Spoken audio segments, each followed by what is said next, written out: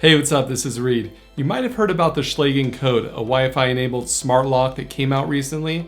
And this lock is really easy to use and might be one of the best locks you can buy right now.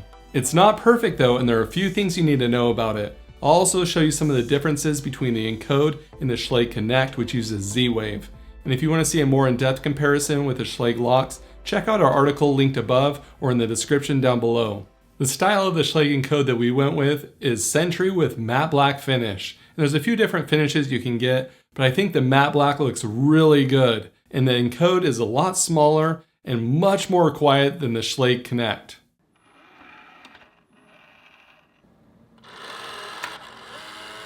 The buttons are easy to see during day or night because they light up. The only thing that's kind of hard to see is if the lock is open or closed from the inside on the matte black version. But I would still go with the matte black version again because it looks so good. To control this lock, you use the Schlage Home app, which is a really easy app to use.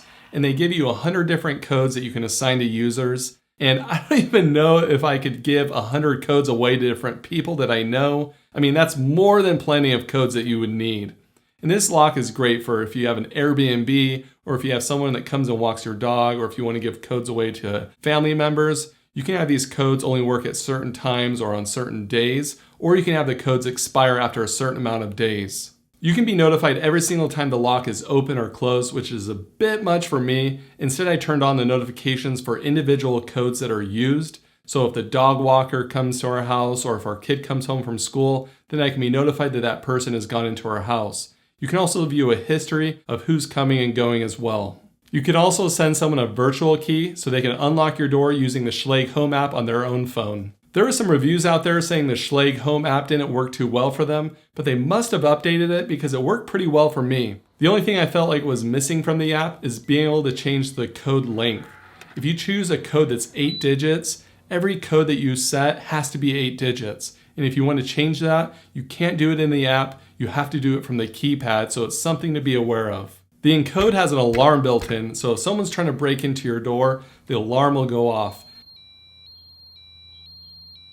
And you can change the sensitivity of the alarm being triggered in the app. The Schlage Connect also has an alarm, but it has an extra feature where if the door opens or closes, the lock can beep, where the Encode doesn't have this feature. A few more quick things about this lock. You can have the lock automatically lock after a certain amount of time, which you can adjust or turn off. There's also one-touch locking, so if you're leaving, you don't have to type in your code. You can just press the lock button in the bottom right and it will lock the door. In the Schlage Connect and some of the other locks, you had to press the Schlage logo at the top to lock the door, which wasn't as intuitive as the Schlage Encode.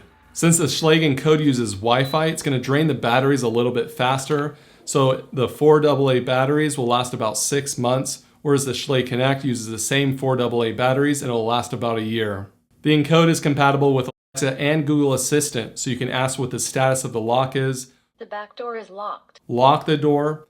Okay, locking the back door. And with Alexa, you can actually unlock the door if you set a pin in the Alexa app. What's your voice code for back door? 2468. Unlocking. Hang on. But with Google Assistant, I wasn't able to unlock the door. It's compatible with Amazon Key, so you can have Amazon packages delivered inside your door instead of left on your doorstep. You do need an Amazon Cloud Cam Key Edition for this to work though. It doesn't work with smart things right now, so if you want your lock to automatically lock at a certain time at night, you'll need to use routines with Google Assistant or Alexa. And if you want to use the lock with smart things, I recommend using the Schlage Connect, which I reviewed a few years ago. You can go check that out. Just don't make fun of my haircut. It wasn't my best.